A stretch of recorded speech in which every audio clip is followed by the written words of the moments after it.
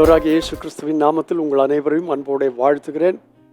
நீங்கள் சுகமாயிருப்பீர்களாக. தேவ கிருபையும் சமாதானம் மன ரம்யமும் உங்களை ஆட்கொள்வதாக என்று வாழ்த்துகிறேன். இன்று மாலை சபையில் வேத பாடம் நடைபெற இருக்கிறது. தக்க சமயத்தில் வந்து கலந்து கொள்ளுங்கள்.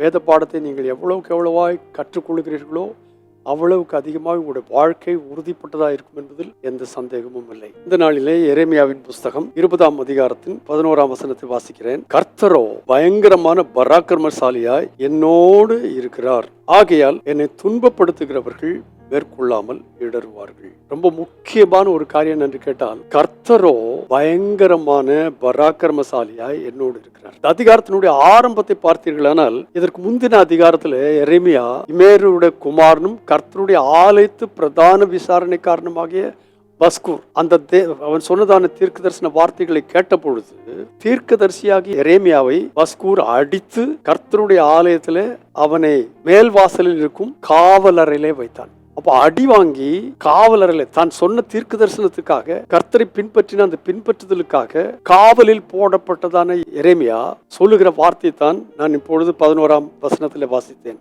யார் என்னை துன்பப்படுத்தினாலும், யார் என்னை கேவலப்படுத்தினாலும், அவமானப்படுத்தினாலும், கர்த்தரோ பயங்கரமான பராக்கிரமசாலியாய் என்னோடு இருக்கிறார். என்ன ஒரு அருமையான காரியம் பாருங்க. இதே போன்ற ஒரு அனுபவம் அப்போஸ்தலர் நடபடிகளின் 4ஆம் அதிகாரத்தில் வாசிக்கிறோம். பேதுரு யோவானும் சிறைச்சாலையில் அடைக்கப்பட்டார்கள். அதே போல அப்போஸ்தலர் 13ஆம் அதிகாரம் நினைக்கிறேன், அவர்கள் பேதுரு சிறைச்சாலையில் அடைக்கப்பட்டிருந்த பொழுது சபையார் யாவரும் அவனுக்காக ஊக்கமாய் ஜெபித்தார்கள். காவலில் இருக்கிறான், ஆனால் நன்றாக உறங்கி கொண்டிருக்கிறான். ராத்திரில தேவதூதன் வந்து அவனை தட்டி எழுப்பி எனக்கு பின்பற்றி வான்னு சொன்னான்.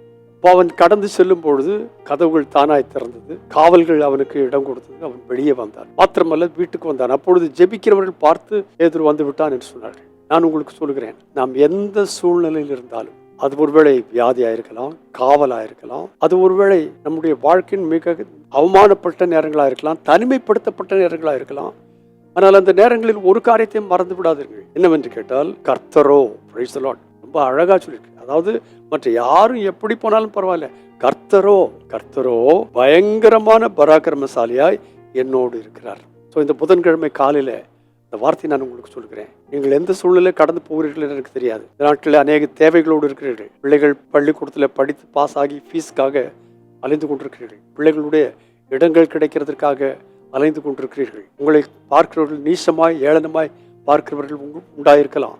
ஆனால் எந்த சூழ்நிலையிலும் மறந்து விடாதீர்கள், உங்கள் தேவனாகிய கர்த்தர், என்னுடைய தேவனாகிய கர்த்தர் பயங்கரமான பராக்கிரமசாலியாய் என்னோடு இருக்கிறார். இந்த வார்த்தை நீங்கள் அறிக்கையிடுங்கள். பயங்கர பராக்கிரமசாலி என்னோடு இருக்கிறார், ஆகையால் என்னை துன்பப்படுத்துகிறவர்கள், உங்களை யார் துன்பப்படுத்தி கொண்டிருக்கிறார்களோ அவர்கள் மேற்கொள்ளாமல் அவர்கள் இடறி போவார்கள். நீங்களோ ஜெயம் பெற்றவர்களாய், கர்த்தருடைய பராக்கிரமத்தினாலே அரவணைக்கப்பட்டவர்களாய் வாழ்வீர்கள். இது உங்கள் அனுபவமாய் மாற்றிக்கொள்ள என் தேவனாகிய கர்த்தர் ஒத்தாசை பண்ணுவாராக. பரிசுத்த பிதாவே, இயேசுவின் அதிகாரம் உள்ள நாமத்தினாலே எரேமியாவின் அனுபவத்தை, எரேமியாவின் சந்தோஷத்தை, எரேமியாவின் தைரியத்தை, எரேமியாவின் உறுதியை, அர்ப்பணிப்பை இந்த வார்த்தை கேட்கிற ஒவ்வொருவருக்கும் நீர் தருவீராக. பயங்கர பராக்கிரமசாலியாய் கர்த்தர் எங்களோடு இருக்கிறார் என்கிற நிச்சயத்தோடு கூட இந்த நாளை நாங்கள் கர்த்தாவை செலவிட எங்களுக்கு கிருபை தாரும். உங்கள் நாமத்தை மகிமைப்படுத்தும். நீர் அப்படி செய்தபடியால் உமக்கு நன்றி.